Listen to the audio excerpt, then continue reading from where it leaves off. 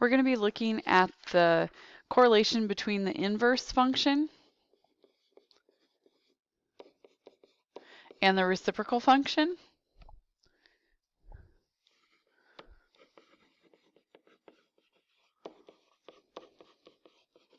An inverse function, we probably need to start there. An inverse function is in the form of y equals k over x to the power of n. Okay, in layman's terms, one variable is increasing, the other variable is decreasing.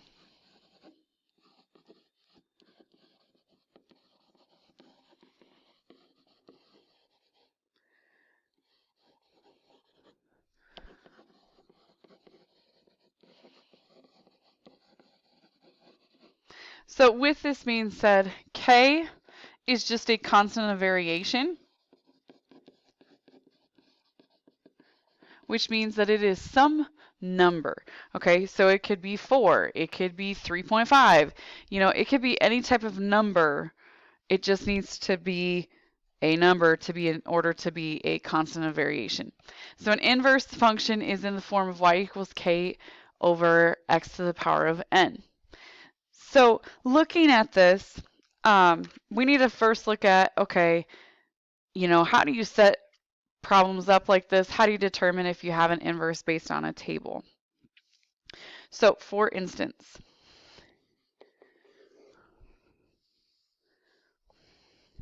let's go with in an inverse variation,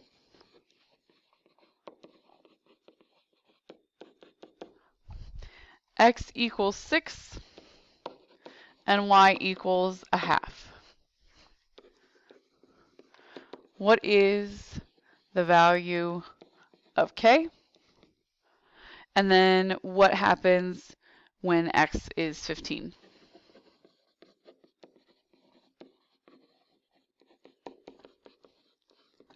So we've got two different parts here.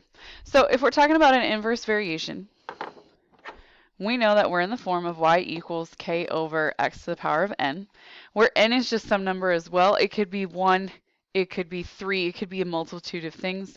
It just can't be 0, because if you have anything to the power of 0, you get 1.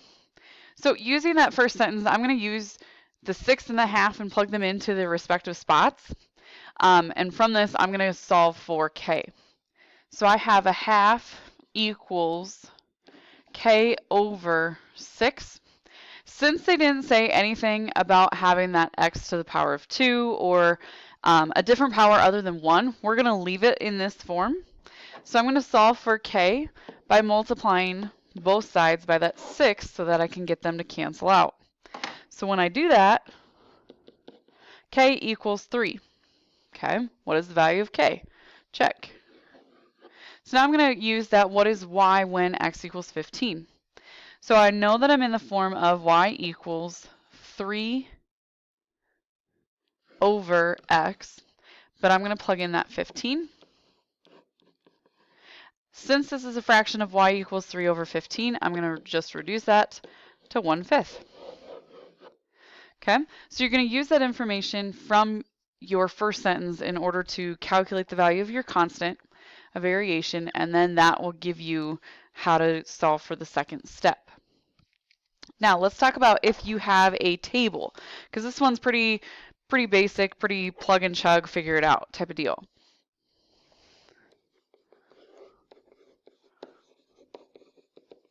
So does this represent inverse variation? So let's say that I have this table here of x, y, and I've got 1, 2, 3, 25.5, 12.75, 8.5. So what you're going to be doing is the product, that'd be x, y, has to be constant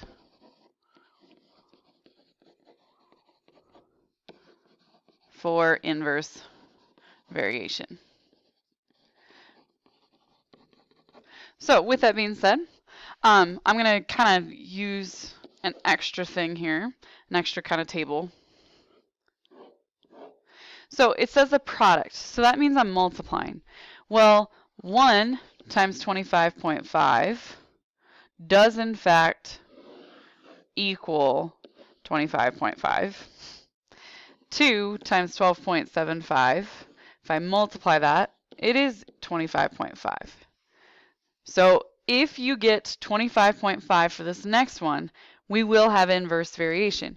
If you get a number other than that, there is not an inverse variation. So if you multiply 3 times 8.5, you in fact do get 25.5. So that means check, yes, it is inverse variation. So you would need to double check all of these. You can't just check the first two and think that you're good. You got to check everything. So here is where this ties into, because we've talked about the inverse function. Now let's talk about a reciprocal function.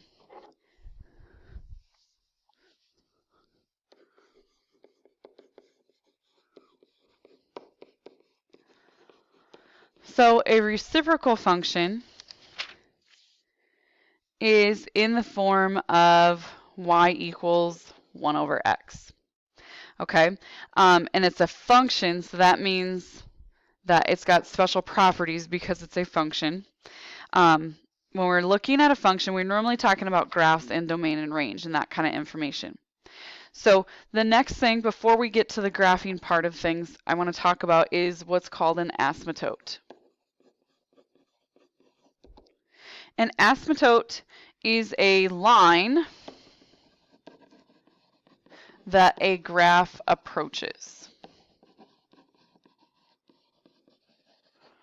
And this will make a little bit more sense when we are actually looking at the graph.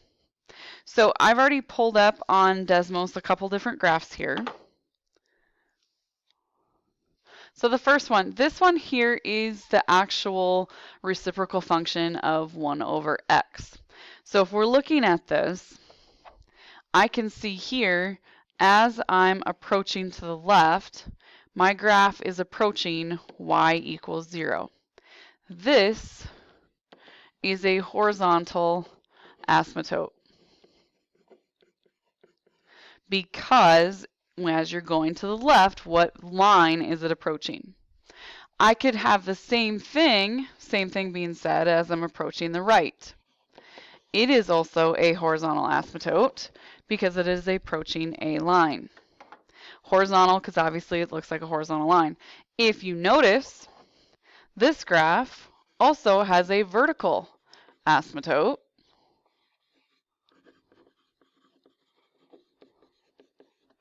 At x equals 0. And the same could be said as you're going to the bottom there as well. Now, the thing with the vertical asymptote is horizontal asymptotes, you can have more than one as you're going to the left and the right. The vertical asymptote has to be together, connected together. And the vertical asymptote makes sense because if you think about our equation here, the denominator can't equal 0 because you can't divide by 0. So that makes sense that there's a vertical asymptote there. So let's talk about what happens if you have that 1 over x minus 3. Notice, kind of like we've talked about graphing of transformations of functions before, my graph in the blue there shifted to the right 3. The vertical asymptote, you guys can see, shifted to the right 3. Now looking at this next graph, because that 2 is not underneath the x, this is going to adjust your graph up and down. So the horizontal asymptote changed to 2 versus the vertical asymptote. So just kind of looking at that connection between the two.